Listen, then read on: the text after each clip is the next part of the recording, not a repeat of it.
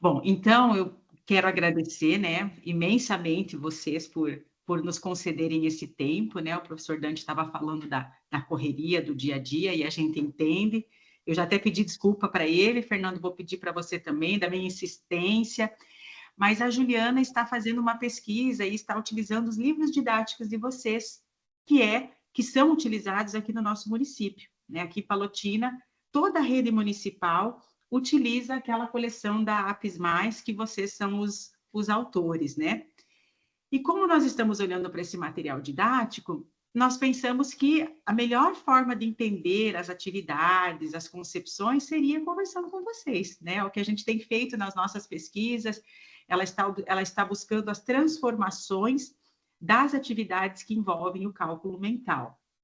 Nós pesquisamos sobre cálculo mental. A minha tese de doutorado foi sobre o cálculo mental, junto com uma colega de Santa Maria, a gente tem desenvolvido atividades e cursos de formação de professores, e vocês são inspirações para nós, né? A gente vai buscar um pouquinho do que cada um vai estudando, trazendo, para também montar o nosso material, os nossos cursos. Então, a gente gostaria de estabelecer essa conversa com vocês. Eu já mandei anteriormente as perguntas, eu não sei se vocês querem falar livremente ou se vocês preferem que a gente conduza as perguntas sobre o que a gente gostaria de entender do material didático. Acho que poderia... Fique à vontade, Dante. Acho que poderia vocês ir perguntando, a gente vai respondendo, né? Depois podemos voltar em algumas questões, ficar mais informal, né? Ok, então tá. Dandilene, pode tratar como um pouco de bate-papo também, tá? Assim, você é especialista com doutorado na área de cálculo mental, também faça as intervenções. Que a gente não souber, a gente se orienta com você também, tá? Juliana, fique à vontade para perguntar, fazer intervenção, tá? A ideia é um bate-papo mesmo. Ok, sem muita formalização. Perfeito, obrigada, tá? Bom, assim, eu e a Juliana, a gente vem desenvolvendo estudos sobre o cálculo mental já há algum tempo, e nós percebemos que não existe uma concepção sobre o que é o cálculo mental, né? Alguns autores entendem que o cálculo mental é aquele feito exclusivamente de cabeça, não pode ter nada de registro, né? Não pode ter lápis e papel. Outros autores atribuem a velocidade, exatidão, aquela coisa muito rápida, né? E outros entendem que o cálculo mental ele exige alguns procedimentos, né? Algumas propriedades. Nós gostaríamos de entender qual é a concepção de vocês assim de cálculo mental que vocês trazem no material didático. Bom, eu vou falar um pouquinho, o Fernando complementa, né, Fernando? Fique à vontade, Dante, tá ótimo. Basicamente, a expressão cálculo mental, se a gente for traduzir literalmente, é cálculo com a mente, cálculo mental, não é? Mas isso não impede que, ao fazer um cálculo mental, a criança, o estudante, faça alguns registros, até para conferir o seu cálculo mental. Vou dar um exemplo para vocês. É muito difícil para uma criança 19 mais 19. Mas se ela arredonda para 20, ela faz 20 mais 20 e 40, porque eu sei que 2 mais 2 são 4, 40. Como eu acrescentei 1, agora tiro 1, 38. Agora, isso depois ela pode testar com lápis e papel, não é? Então, não é assim. Na minha visão particular, ela vai usar a mente, fazer mentalmente um determinado cálculo, sem se preocupar com rapidez, como você citou, Daniel, sem se preocupar com rapidez.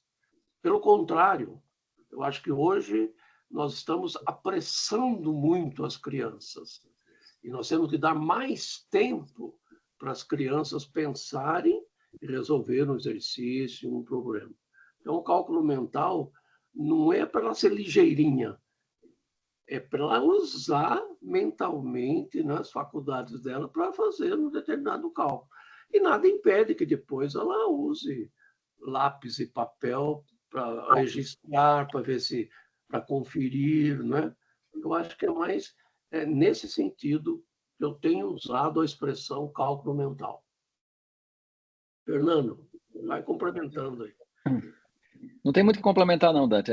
A ideia que eu tenho também é parecida. E como a Danilene falou, não tem uma unanimidade entre todos os autores, todos os pesquisadores a respeito disso, não. Eu prefiro a ideia de cálculo mental, de fato, sem estar utilizando um algoritmo, sem estar utilizando, fazendo as contas manualmente lá, utilizando lápis e papel, mas isso não impede que depois ele faça uma verificação, ou se ele tem vários cálculos mentais para fazer, que ele faça algumas anotações e depois ele consiga chegar no resultado final. A ideia do cálculo mental é uma ideia super interessante, acho que tem algumas perguntas nessa linha aí, que não é só para ganhar velocidade ou só para dar velocidade.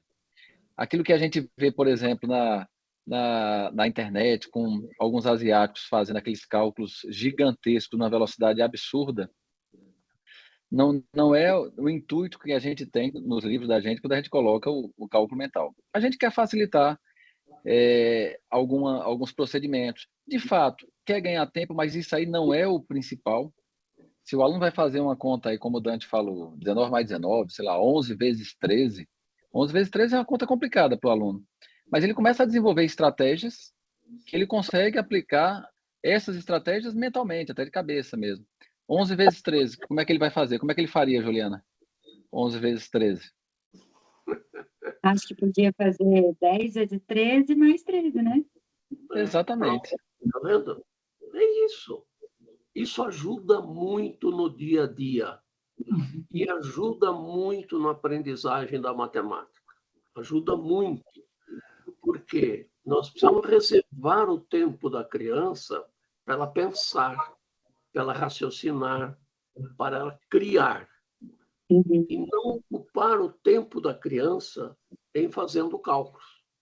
Então, ela ajuda muito a fazer o cálculo mental. E isso ajuda a dar uma interpretação melhor também de alguns resultados que você obtém. Até para saber se o resultado faz sentido ou não. Então, as pessoas que têm noção, e aí a gente começa a ver, a gente que tem, todo mundo que é os 4 aqui da área de matemática, da área de educação, a gente termina tendo mais noção do que a maior parte da população.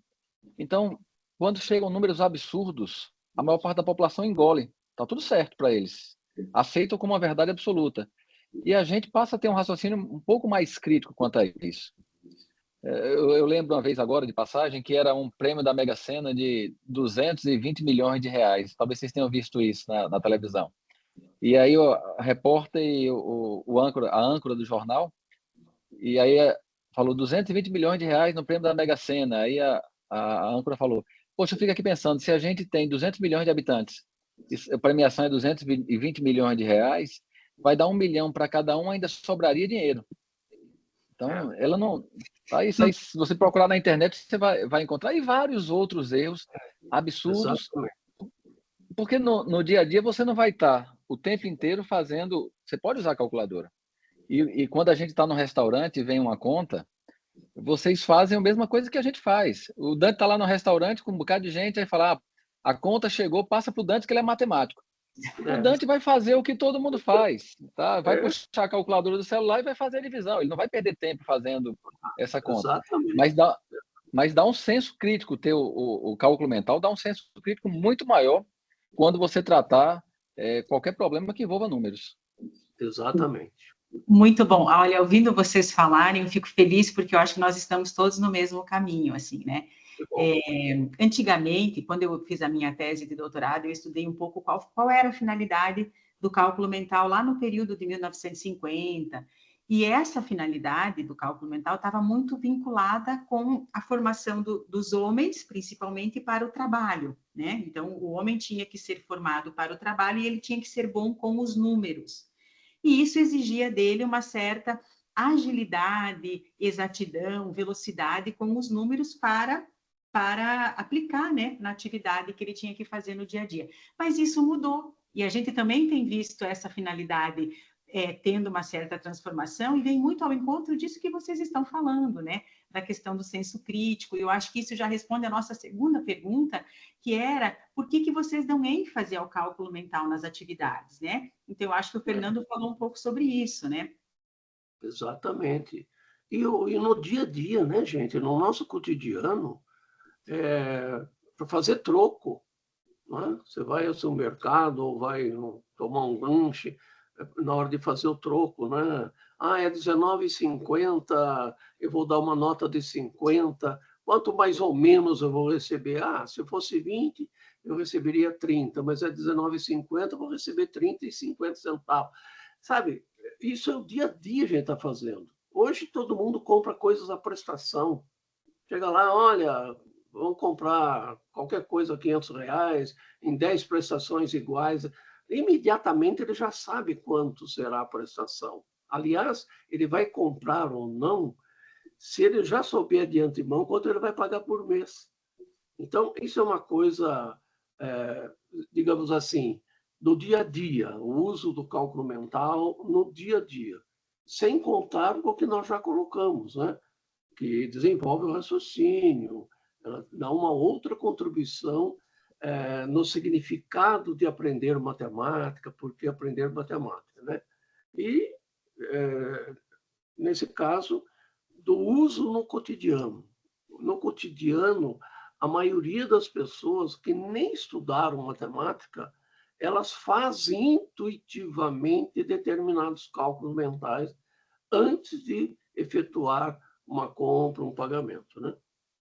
Perfeito.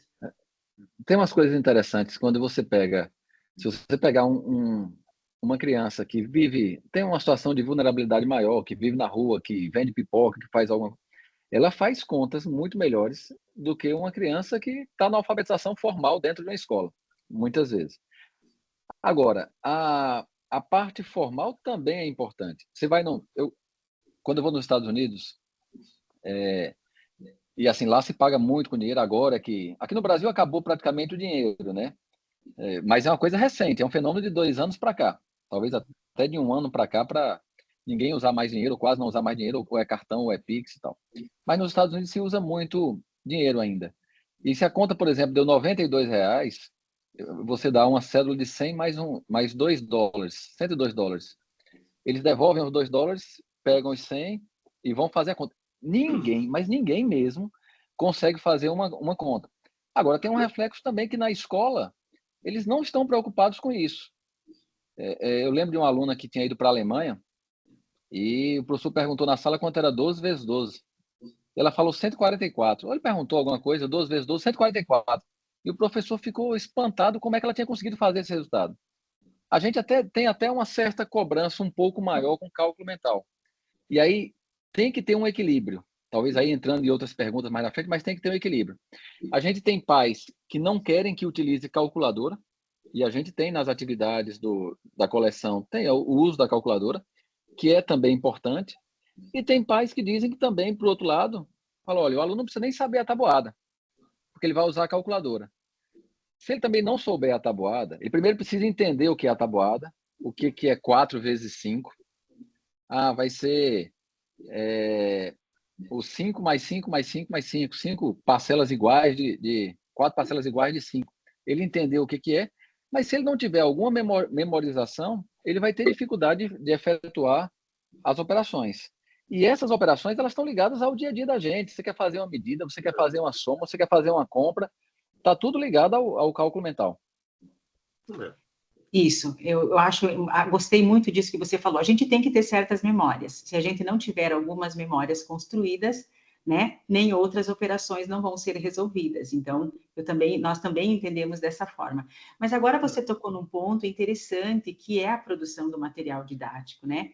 Olhando para aquilo que os pais esperam, né? Eu tive uma outra aluna que estudou uma outra coleção de livros de uma autora aqui do Paraná, e ela falava muito que ela teve resistência em vender os livros didáticos, porque ela fazia um trabalho, primeiro, com números muito pequenos, né, do 1 até o 10, para eles irem, né, criando essas memórias, depois do 10 até o 20, e assim ela ia gradativamente. Mas as grandes escolas, as grandes redes queriam que se trabalhasse em números maiores, porque os pais queriam isso, os pais queriam ver esse trabalho com números maiores.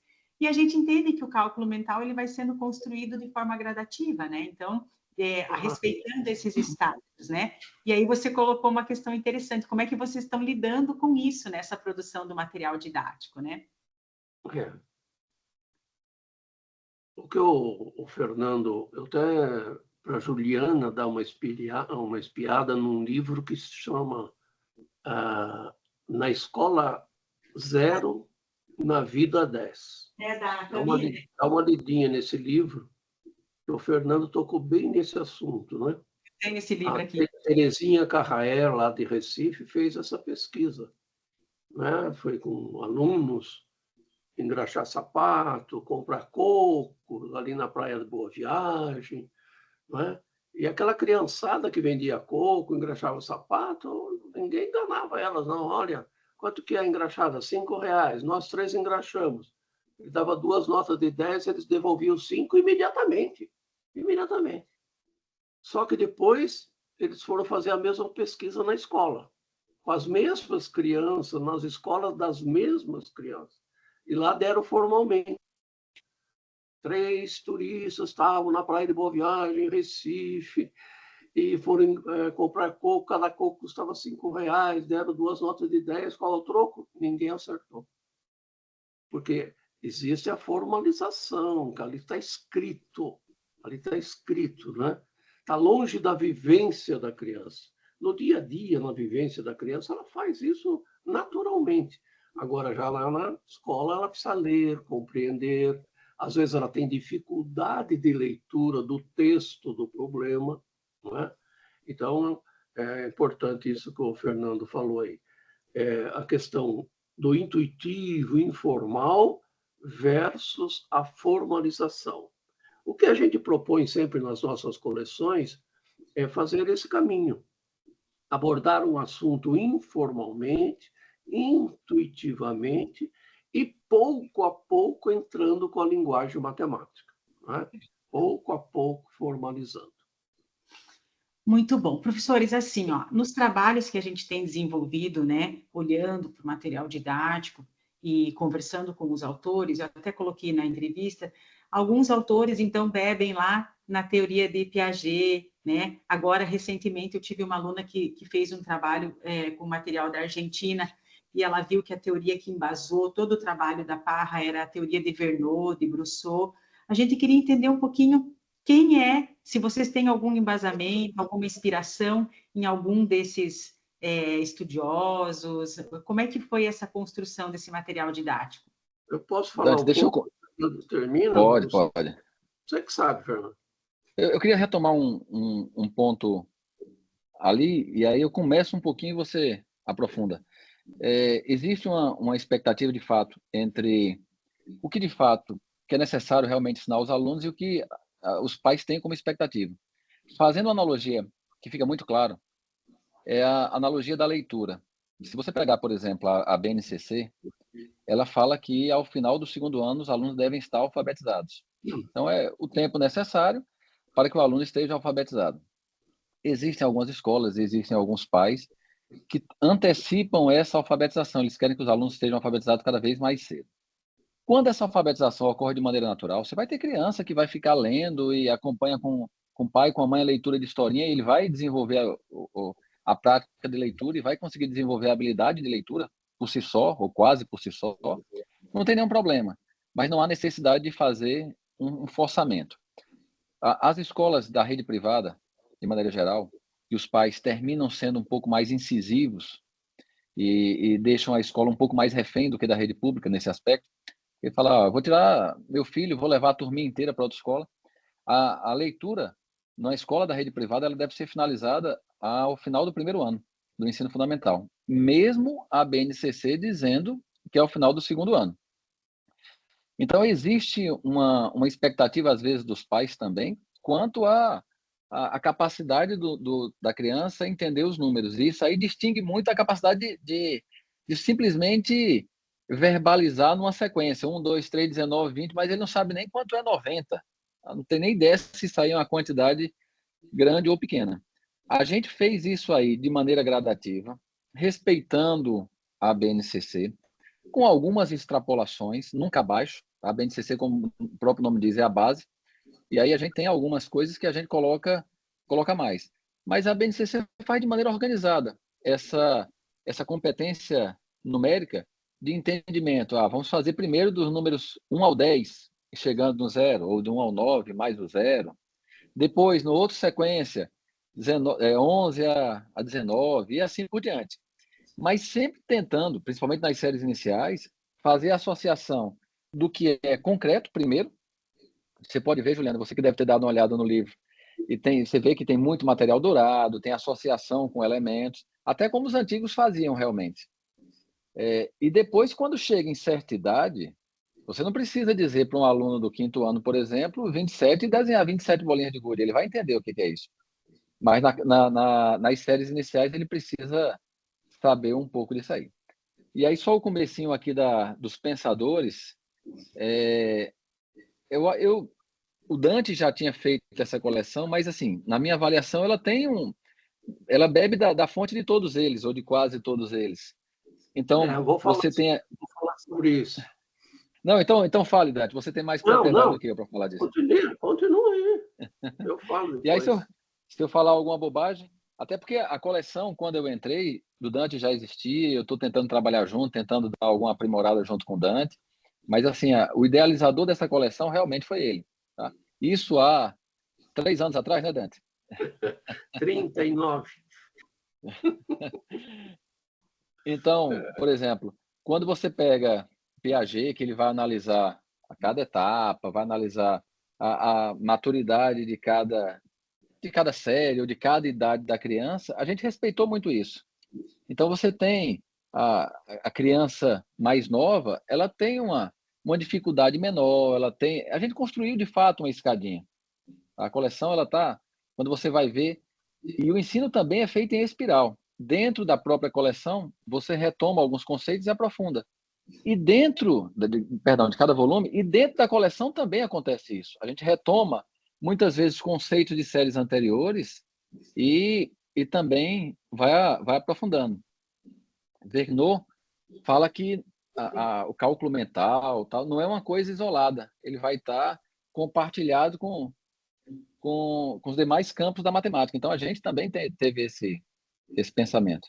Mas vai lá, Dante, você vai saber dizer com mais propriedade. Então, eu estou em Rio Claro, interior de São Paulo, né? E aqui tem a Unesp de Rio Claro, onde eu trabalhei 33 anos. Nós temos o mestrado em Educação Matemática aqui desde 84. Hoje já tem também o doutorado em Educação Matemática, e nós temos 300 dissertações e tese de doutorado já defendidos aqui em Rio Claro. Então, nessa longa estadia aí no mestrado, orientando alunos, eu passei por todos esses aqui educadores que vocês citaram na pergunta e fiquei pensando, realmente, nos nossos livros, há um pouco de tudo. Há um pouco de tudo. Por quê? Quando o Piaget fala em assimilação, acomodação, né? Quando ele fala que a criança tem que trabalhar ativamente, e daí surgiu o construtivismo, do construtivismo passou para o protagonismo, agora na Base Nacional Comum Curricular, não é? Nós, na coleção, já colocamos isso, porque lá ele diz assim, é preciso desequilibrar o pensamento da criança para depois acomodar. E os desafios lógicos que nós... Os desafios lógicos que a gente coloca, as situações, problemas interessantes, é para isso, para dar um desequilíbrio no pensamento da criança e depois, ao tentar resolver, ela vai se acomodando. Então, um pouco de Piaget tem no livro, vocês vão ver aí de sobra. Do Vergnaud, quando ele fala em campos conceituais, note no livro que a gente não separa a adição da subtração, a multiplicação da divisão. Nós trabalhamos como campos conceituais. Adição e subtração é um campo conceitual. Isso, e multiplicação e divisão é outro campo conceitual. Por isso que a gente enfatiza que uma operação é inversa da outra, para que serve a inversa, para tirar prova real, aquela história toda, né? A questão da transposição didática do Chevallard, olha, o Fernando é professor universitário. Eu fui professor universitário quase a vida toda. O que nós estamos fazendo ao fazer o livro didático? A transposição didática do que nós, digamos, cientistas, entre aspas, aprendemos na faculdade, ensinamos na faculdade de cálculo, de álgebra, para crianças e para jovens. Nós estamos fazendo essa transposição didática, não é? Então, tanto o Fernando como eu tivemos essa experiência. E é por isso que muitas coisas, por exemplo, função na universidade é dado da forma formal, não é? Dado no conjunto A, dado no conjunto B, se a cada X ia corresponder o único Y de B, PPP.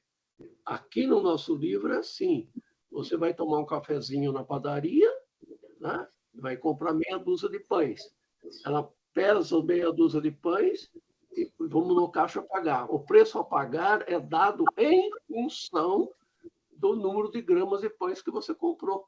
A ideia de função é isso, é dependência de uma coisa para outra, e é assim que a gente faz, né? Ou seja, nós estamos fazendo a transposição didática daquilo que está na universidade para o fundamental e médio. E o Brousseau é aquela história do social, né? Das situações didáticas, onde ele valoriza mais o social do que o individual. Eu me lembro bem que aqui mesmo em Rio Claro, na Unesp, um aluno fez um mestrado do Brousseau, sobre o Brousseau, né? E o professor exigia isso. As provinhas dele, ele dava prova para a equipe. A nota da equipe, para estimular o social, a aprendizagem colaborativa, como hoje está na BNCC, aprendizagem colaborativa. Por isso que na nossa coleção a gente sugere estudo em dupla, estudo em equipe, estudo em grupo. É por isso. Pode ver que está explicitamente na nossa coleção. Faça esse exercício em dupla. Convide seus colegas e resolva essa situação. É nesse sentido aqui, de valorizar o social, um aprende com o outro, né? Todo mundo tem o que ensinar e todo mundo tem o que aprender, né? Essa era a ideia. Então, isso a gente também fez na nossa coleção. Então, como o Fernando falou, o pupurri desses todos teóricos da educação tem na nossa coleção. Muito bom. E o cálculo mental, ele permite muito isso, né, professor? Quando eu vejo uma atividade como aquela que a gente colocou na figura, que você coloca o número e pede para as crianças darem respostas que resultem nesse número, cada um vai dar uma resposta diferente, né? Então, a gente tem essa ideia de um aprender com o outro, e é um movimento diferente do que você dá a operação e ele ter que dar a resposta especificamente, né? E por isso que na BNCC agora, vocês que estão pesquisando já leram a BNCC umas 10 vezes, né? Nós já lemos umas 1000 vezes. Na BNCC não fala mais de resolução de problemas. Que eu falava há 30 anos no meu curso de mestrado aqui. O que se fala hoje é elaboração e resolução de problemas. Então, isso que você chamou a atenção, Danilene, de invente um problema cuja resposta é 10. Invente um problema usando 4 operações. É nesse sentido. Vocês imaginam uma equipe de 4 crianças inventando problemas cuja resposta seja 10. A riqueza de situações que não vai sair ali, né? É isso que a BNCC chama atenção de aprendizagem colaborativa. Que show, professor, porque assim, ó, o estudo da Juliana, ele partiu, na verdade, de uma atividade que eu e a professora Sabrina, a gente ensina para os professores fazerem com as crianças, que se chama número do dia. Elas vão na sala de aulas, elas chegam na sala e colocam no quadro o número do dia. Então, hoje é dia 28, e aí elas vão pedir para cada criança da sala elaborar uma expressão cuja resposta é 28. E no começo as crianças ficam um pouco tímidas, né? Respondem um pouco. Eles começam, o que aconteceu? Um fenômeno lindo, eles começam a ir para casa, conversar com os pais, pedir para o pai que dia que é amanhã, para que ele volte para a escola com uma operação pronta para responder para a professora. E aí isso começou um movimento diferente na escola. Os pais começaram a perguntar o que a professora estava fazendo, que ele ia para casa e ele queria conversar sobre matemática, e que antes isso não acontecia. Então, essa sua fala eu gostei muito, porque traz essa ideia da elaboração, que é o que a gente coloca. Sim, elaboração. Vocês podem notar que na BNCC está elaborar e resolver problemas sobre frações. Elaborar e resolver problemas sobre equações. Isso é recente. Essa palavrinha elaboração surgiu na BNCC. Nos parâmetros curriculares nacionais, nós não colocamos. Eu fui um dos redatores dos parâmetros e nós não colocamos elaboração. Nós colocávamos sempre resolução de problemas, que era aquilo que ocorreu a partir de 1980 nos Estados Unidos, né? A Agenda para a Ação nos Estados Unidos, pelo Grupo de Ensino da Matemática, a primeira recomendação é ensinar matemática para resolver problemas, né? Mas desde lá, então, vem essa pesquisa de resolução de problemas. E elaboração, a palavrinha elaboração surgiu só agora aqui na BNCC, 3, 4 anos atrás, que o pessoal está trabalhando nesse sentido. E aí, Dante, tem um casamento perfeito, né, que a gente já fala. Na hora que você coloca as crianças, os jovens para elaborarem problemas, eles estão assumindo o protagonismo aí do conhecimento. E aí vem um outro tópico que a BNCC enfatiza muito, eu acho que é aquela mais enfatiza, acho que eu e a gente contou, se não me engano, são 43 vezes que aparece protagonismo do estudante. Protagonismo. Então, protagonismo. Na hora que você coloca o aluno para elaborar, ele está sendo protagonista da ação. E na hora que você coloca, e aí, coloca o aluno para ser protagonista e colocar a data e se encantar com a matemática, se apaixonar também um pouco pela matemática, faz com que ele obtenha resultados melhores do que se ele odiasse a matemática, com toda certeza. Com certeza. Esse é o nosso objetivo. A minha amiga fala que a gente tenta mudar o mundo, né? Mostrando esse lado bom da matemática para as crianças, né? Então, eu acho que uma das coisas que nós falamos, tanto eu como o Fernando, sempre enfatizamos isso, né? Uma das missões principais do professor, da escola, é desenvolver uma atitude positiva em relação à matemática. Porque a atitude negativa já está na sociedade. Em casa, no café, o pai e a mãe falam: a matemática era chata no meu tempo, aquela coisa, a matemática era árida, né? E ninguém fala assim: matemática é linda. Você já pensou o sistema de numeração decimal, o princípio de posição decimal, que você pode escrever qualquer número com só 10 símbolos? Ninguém fala isso. Ninguém tem esse entusiasmo pela matemática para passar isso. Então, tanto o Fernando como eu, sempre nas palestras para professores, chamamos a atenção disso. Vamos desenvolver uma atitude positiva em relação à matemática. A pergunta é: mas daí, Dante, como que faz isso? Mostra que a matemática está presente em tudo, absolutamente tudo. Desde a hora que acorda até a hora que vai dormir. A matemática está presente em tudo. E no dia a dia nem se fala, não é? Então, é importante você ter citado isso aí. Que legal. Matemática talvez seja uma das poucas ciências que parece, para muita gente, ser bonito dizer que não entende. Se eu dissesse que eu detesto ler, não gosto de livro, não gosto de literatura, eu ia ser rotulado, e com certa razão, sei lá, de uma pessoa inculta, de uma pessoa... Se eu disser, eu não gosto de história, como é que a pessoa não quer saber da história, não vai entender o mundo?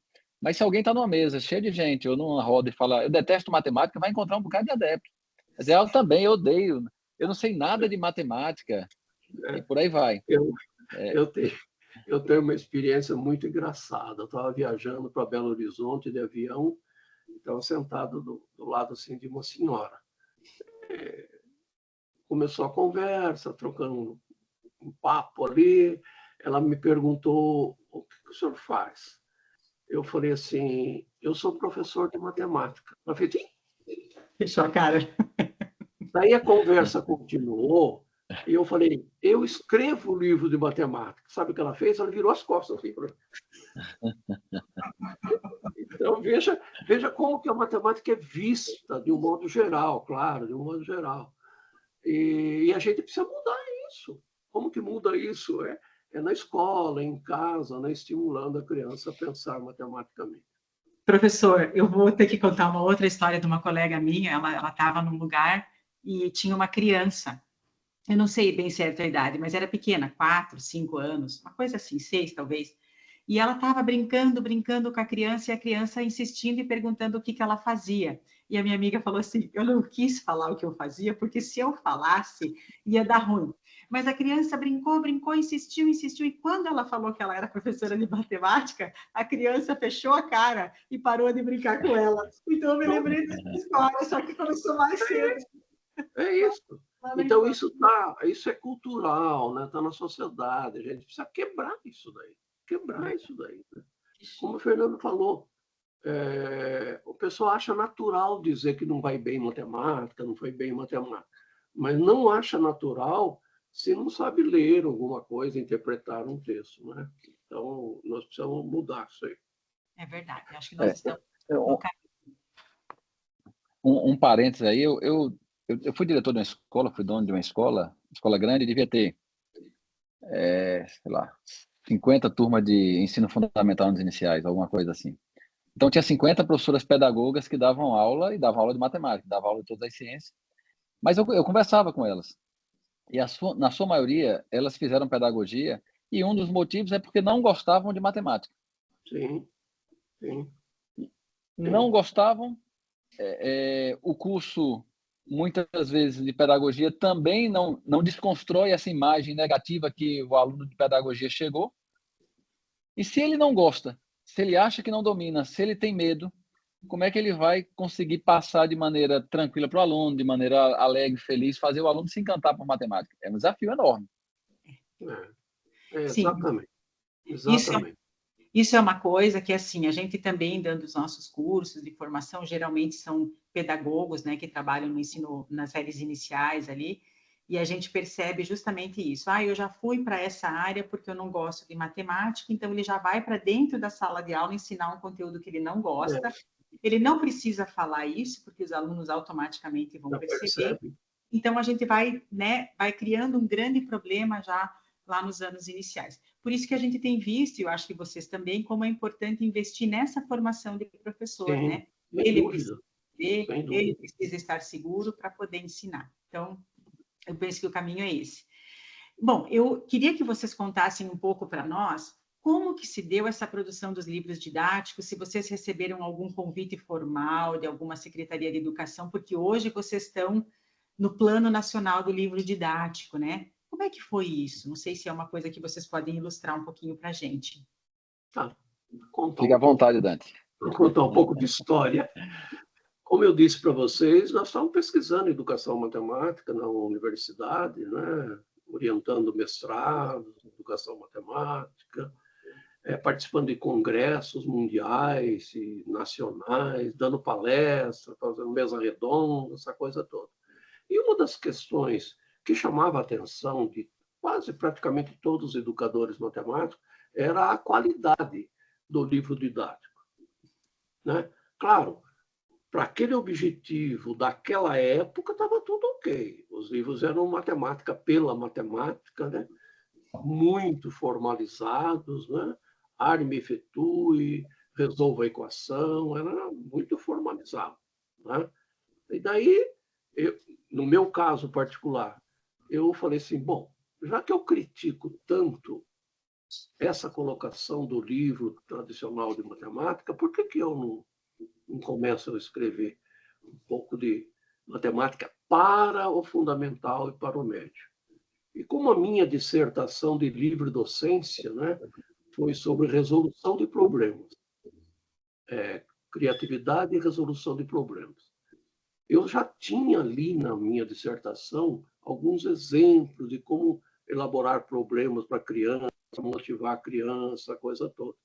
E daí eu procurei uma editora para publicar essa parte da minha livre docência, que era noções de resolução de problemas e como resolver problemas com crianças até o 5º ano, de 1º ao 5º ano. E a editora publicou, a editora Ática, e saiu com o nome Didática da Resolução de Problemas. Esse foi meu primeiro livro, 39 anos atrás, né? Didática da Resolução de Problemas. Esse livro foi reescrito, reformulado, hoje ele é editado pela Editora do Brasil, com o nome Elaboração e Resolução de Problemas. Agora, elaboração, tá vendo? Elaboração e Resolução de Problemas. Bom, como esse livro ele foi muito bem aceito nos cursos de pedagogia, em todo o Brasil, a editora me chamou e falou, Dante, por que você não escreve uma coleção para criança de 1ª a 4ª série naquele tempo? Era série, não era ano. 1ª a 4ª série.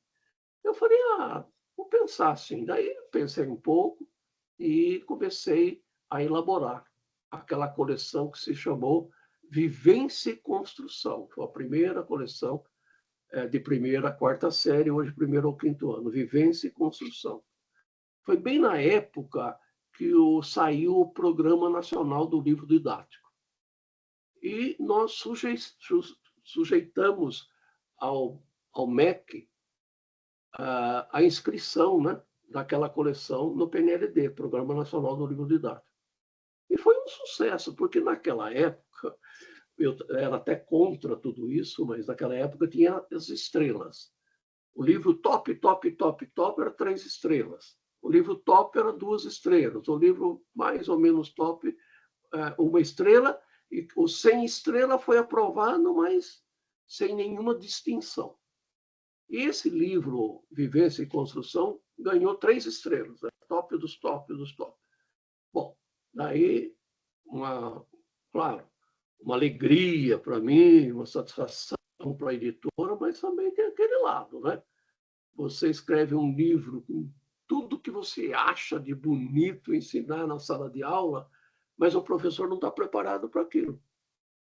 Então, a adoção foi imensa, porque o MEC fez muita propaganda, esse negócio de estrelas. E tinha só 2 livros de matemática que tinha 3 estrelas, era o meu e do Imenes. Eram os 2 livros só. Então, os 2 livros venderam como água pelo Brasil todo. Só que, na aplicação da sala de aula, eles tiveram muita dificuldade. Muita dificuldade. Né? Então, o que nós fizemos? Eu fui adaptando aquela coleção Vivência e Construção, digamos, para a realidade da sala de aula, mas sem abrir mão. Sem abrir mão dos meus princípios lá de educação matemática. Né? E até hoje foi assim. Entrou o Fernando também, educador matemático, né? Entrou, deu continuidade, está dando continuidade ao meu trabalho nesse mesmo estilo. Então, foi uma coisa assim, eu fui para tentar colocar uma matemática para o fundamental diferente daquela que tinha sido colocada nos livros anteriores. Tive sucesso no começo e depois nós fomos adaptando. Hoje, há no Programa Nacional do Livro Didático um edital. Não sei se vocês sabem disso, há um edital. Agora mesmo, essa semana, saiu o edital para o ensino médio. Nesse edital, gente, o detalhamento que o MEC exige de um livro é tão grande, mas é tão grande, que se uma pessoa qualquer, professor de matemática qualquer, conseguir atender todos os requisitos do edital, ele faz um livro, e faz um livro bom. Né? Então, vejam, a origem foi essa necessidade de fazer uma coisa diferente, e agora nós estamos dando continuidade em todas as coleções. Todas as coleções nossas. Outro ponto importante, vários autores famosos já foram reprovados pelo MEC, vários foram famosos. E a nossa coleção até hoje não, desde o primeiro PNLD até este último, sempre foi aprovado. Isso é uma questão que a mesma escola particular, ela leva em conta, será que esse livro é aprovado pelo MEC? Quando não é aprovado pelo MEC, ele já tem resistência. Se foi aprovado pelo MEC, por quê? Porque o MEC é muito rígido na avaliação, nas avaliações que eles fazem, né? Então, um resuminho da história é essa aí. E uns 10 anos para cá que o Fernando vem colaborando e entrando de corpo e alma nesse estilo, e está dando certo. Está dando certo até hoje. Que coisa boa quando a gente encontra uma dupla assim, né? Que a coisa funciona, né? É uma agulha no palheiro. Que bom. Eu tenho uma pergunta para fazer em relação a essa tua história. Você colocou que vocês foram adaptando à realidade da sala de aula. Sim. Como que você foi percebendo essa realidade?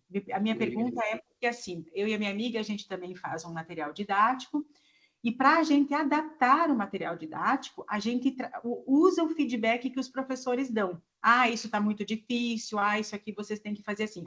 Para vocês, como é que foi isso? Exatamente o mesmo.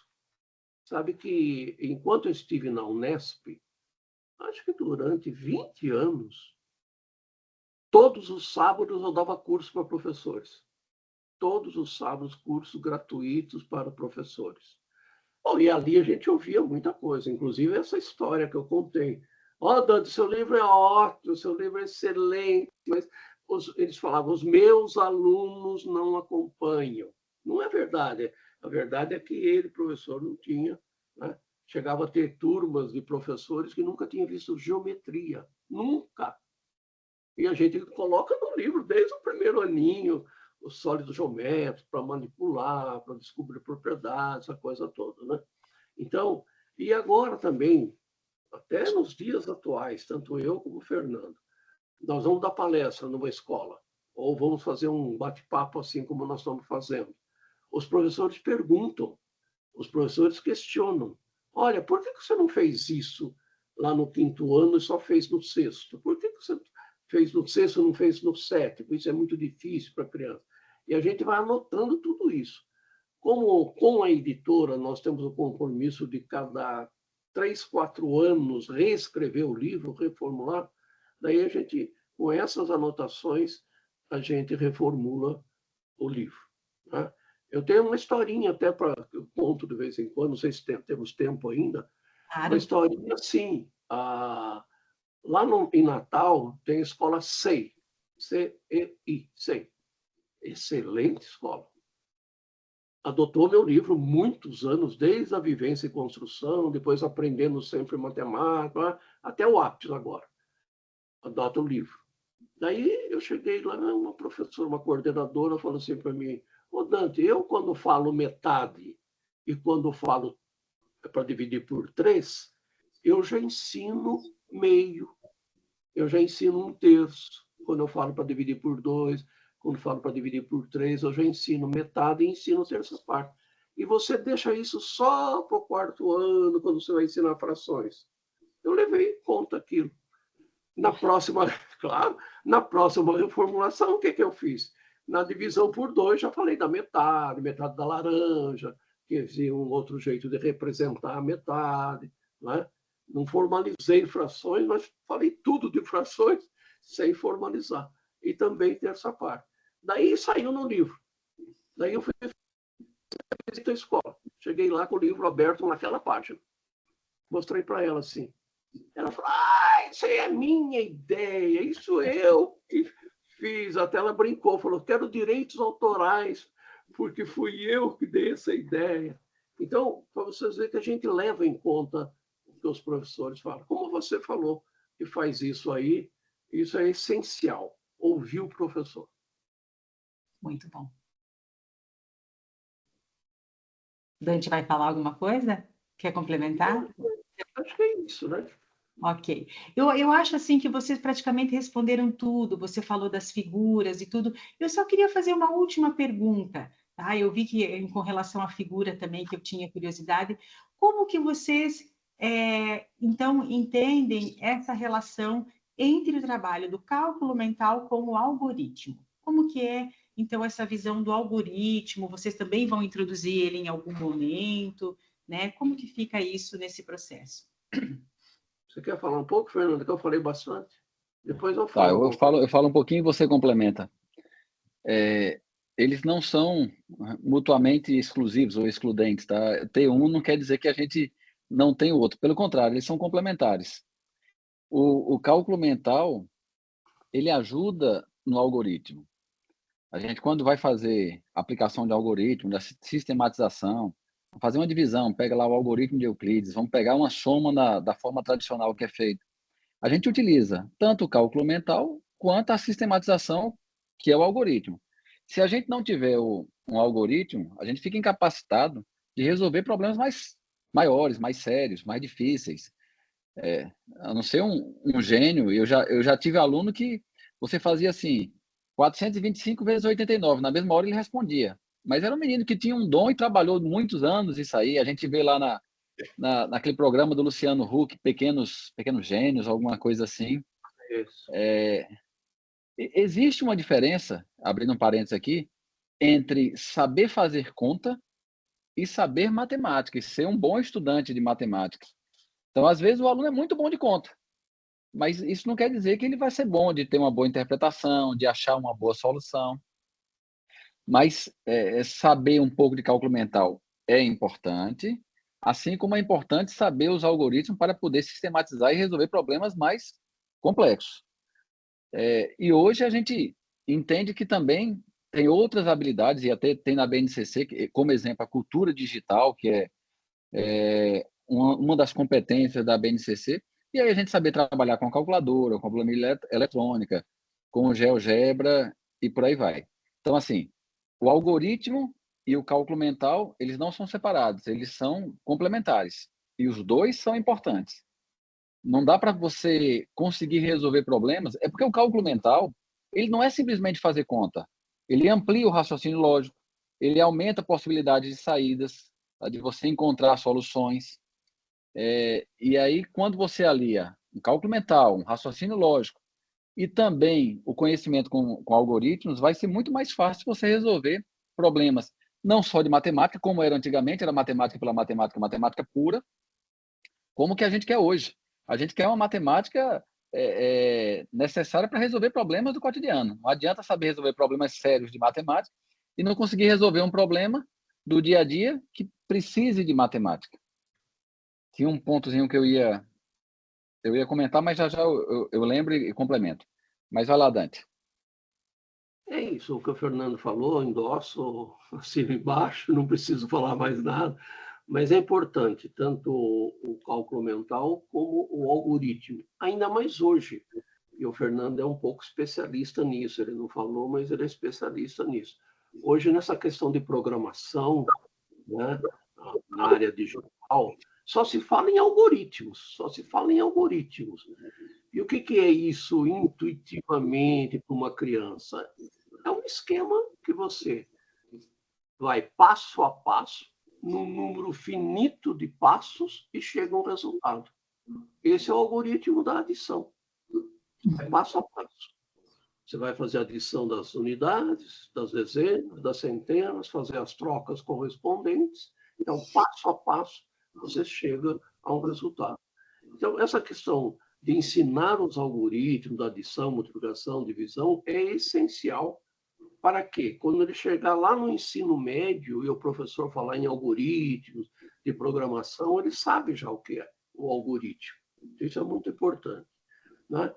E, como o Fernando falou, eles não são excludentes. Você pode dar o cálculo mental e deve, e depois o cálculo mental falar, agora vamos fazer pelo algoritmo. E o algoritmo não precisa ser aquele tradicional. Como a gente faz um livro, vocês estão olhando o livro, estão vendo. Né? 123 mais 125. Tem o algoritmo usual, mas antes a gente faz o algoritmo da decomposição. 123 é 100 mais 20 mais 3. 125 é 100 mais 20 mais 5. Vamos juntar as unidades, as dezenas. Esse é o algoritmo. Só que o número decomposto. Daí vem o algoritmo usual, que é mais curto, mais breve. Não é? E é importante essa brevidade, o aluno perceber que existe uma maneira mais breve de fazer aquele raciocínio, aquele cálculo, né? Então, cálculo mental e formaliza com algoritmo. Eu queria retomar só um ponto que era que eu queria falar a respeito dos livros do PNLD. O PNLD ele tem um edital, como o Dante falou, e o edital é muito duro. Assim, tem muitos subitens, pré-requisitos, e se você descumprir algum deles, você pode ter a coleção reprovada, e como o Dante disse, desde 30 e poucos anos escrevendo o livro, e nenhum dos segmentos teve qualquer coleção reprovada, e isso acontece, é até natural ter alguma coleção reprovada, mas a gente não quer ter essa experiência não, né, Dante? Não. E aí o edital ele é bem completo, só que você pode criar um livro que atenda todas as habilidades e subhabilidades que o edital impõe, e ainda assim o livro não ser fácil de ser trabalhado em sala de aula, não ter fluidez. Então isso é uma preocupação que nós temos também, além de atender o edital, que foi um grande avanço, tá? Porque o edital ele impede que você faça uma discriminação, ele impede que você dê um conceito errado. Deu um conceito errado, seu livro está excluído. Então, os livros da escola pública, eles são, em geral, muito melhores do que os livros da escola privada. Uma pessoa pode criar um livro para a rede privada e o livro está todo errado. E isso não vai acontecer na rede pública. O que acontece da rede privada é que tem um melhoramento lá no papel, na capa, mas assim a essência é o livro da rede pública. O que acontece ainda é assim: é reformulado o livro da rede pública e a partir dele é criado o livro da rede privada. Então, o livro da rede pública é como se fosse o carro de Fórmula 1, e os outros carros vão ser criados baseado nele. O Dante falou também que a gente escuta muito professores, e escuta mesmo. Toda vez que a gente tem um bate-papo com professores, a gente responde a todos os e-mails, tá, Danilene? Até escrevi ali. Foi um acaso mesmo não ter respondido, porque tanto eu quanto o Dante, nós respondemos a todos os e-mails de professores. Não deixamos. E aí passou batido tanto por mim quanto por ele. E quando a gente conversa com os professores, eles trazem. Já me desculpei. E quando a gente conversa com os professores, eles dão sugestões, eles fazem algumas críticas, e são muito bem-vindas, tá? Porque se ela fizer sentido, logisticamente for possível, a gente vai mudar na coleção. Além do bate-papo que a gente tem com os professores, a editora ela passou a fazer recentemente pesquisas. Então, ela, com portfólio de professores que ela tem acesso, ela faz pesquisas e nos dá o feedback. Então, por exemplo, no livro do ensino médio do ano passado, e não foi só a gente, tá? Acho que todos os autores, eles caminharam na linha de trabalhar a base para o ensino médio, acreditando que a prova do Enem seria baseada na BNCC e que alguns conteúdos a base entendia, o MEC, FNDE, entendiam que não era mais necessário ser trabalhado em sala de aula. Por exemplo, polinômios, geometria analítica, só para citar esses dois, ou matrizes, eles estão fora da base. E a gente tirou do livro do ensino médio do ano passado, do PNLD passado. Não só a gente, a maior parte dos autores, se não todos. E aí, na pesquisa com os professores reclamaram. E a gente está colocando de volta agora, o livro vai ter polinômios, vai ter analítica até certo ponto, não vai entrar nas cônicas, que está fora completamente da programação do Enem. Elipse, hipérbole e parábola, mais ponto, reta e circunferência nós teremos. Vamos ter a sequência matriz, determinantes e sistemas, que antes só tinha sistemas. Então, esse feedback dos professores é muito importante para a gente, até para a gente saber da fluidez da sala de aula. Se você pega um livro muito robusto, muito interessante, mas não execuível, pouco vai adiantar. O professor não consegue executar na sala de aula, ele não é um livro bom. Por mais que conceitualmente o avaliador do MEC acha o livro maravilhoso. Então, a gente tem a preocupação em ter um livro bom de conteúdo, fazer com que o aluno possa aprender de maneira gradativa, mas que o professor também consiga trabalhar de maneira fluida na sala de aula. Ok, é isso aí. Eu acho que esse movimento, né, que vocês fazem e que a gente agora está começando, a gente ainda está, né, engatinhando, quando vocês já estão extremamente experientes nesse trabalho, mas esse movimento de troca com o professor que está na sala de aula, ele é fundamental para que a coisa se concretize, né? E com relação ao livro, assim, o que eu e a Juliana podemos dizer é que nos nossos... A gente olha para o livro uma vez e vê uma riqueza. Daí a gente estuda um pouquinho a teoria, volta para o livro e fala, opa, isso aqui eu não tinha percebido antes, e volta. Então, a gente tem percebido uma riqueza muito grande mesmo nas atividades e na forma como vocês introduzem os conteúdos, né?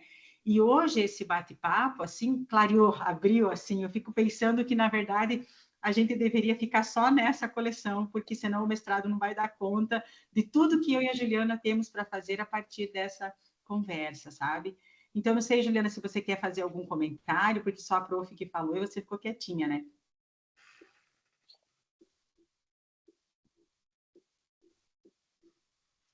Eu estou encantada com tudo, assim, que nem a prof falou, abriu a mente totalmente, muitos pontos a gente já acordava e já conversava sobre, principalmente os tópicos ali sobre um conteúdo conversar com o outro, eu sempre falava para a prof, aqui eles não iniciam o conteúdo, mas eles estão falando sobre isso, depois eles conceituam totalmente o conteúdo, então, realmente tudo que vocês falaram, a gente vê no livro, é encantador mesmo ouvir. Só quero agradecer mesmo por vocês terem aceitado conversar com a gente.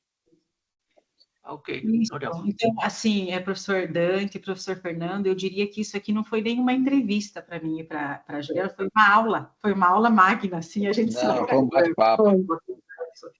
A gente sai daqui, assim, eu estou muito feliz e grata mesmo, porque, como eu falei, a gente está começando na pesquisa e a gente precisa olhar para aquelas pessoas que são inspiração, que já fazem um trabalho que dá certo, que funciona, né?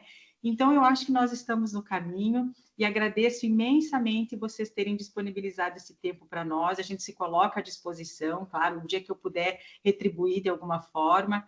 E os nossos próximos passos vão ser o seguinte: a Juliana vai transcrever a nossa entrevista, vai passar para vocês fazerem a leitura e aprovarem ela, para depois a gente usar, que eu tenho certeza que muita coisa do que vocês falaram vão estar presente na nossa dissertação, né? E daí, no momento que a gente for fazer a defesa, também nós vamos convidá-los para participar. Agradeço muito, muito, muito. Então, nós também estamos contentes de poder colaborar com o estudo de vocês. Não é? Eu acho isso muito importante, que as pessoas um pouco mais experientes passem, né? Doem para as pessoas jovens, como a Juliana, né? Essas ideias, porque a partir dela ela vai refletir, né? Vai criar as suas próprias ideias e vai produzir, como nós já produzimos há algum tempo. Olha, sucesso, Juliana, parabéns, Danilene, pela orientação. Obrigado, Fernando, por mais uma vez estar aí conosco. Estamos juntos. Obrigado, Danilene, pelo convite. Juliana, força aí no mestrado. Você já pagou a disciplina? Está na parte da escrita? Está fazendo as duas coisas juntas? Ela já fez todas as disciplinas, agora está escrevendo. Agora está na parte legal, prazerosa, que é escrever. Parte legal. Isso. Muito obrigada. E parabéns por contribuir aí com o processo de aprendizagem da matemática. A gente precisa de mais pessoas como vocês. Ótimo. Um abraço para vocês, tá? Até mais. Abraço. Até mais. Tchau, tchau. Tchau.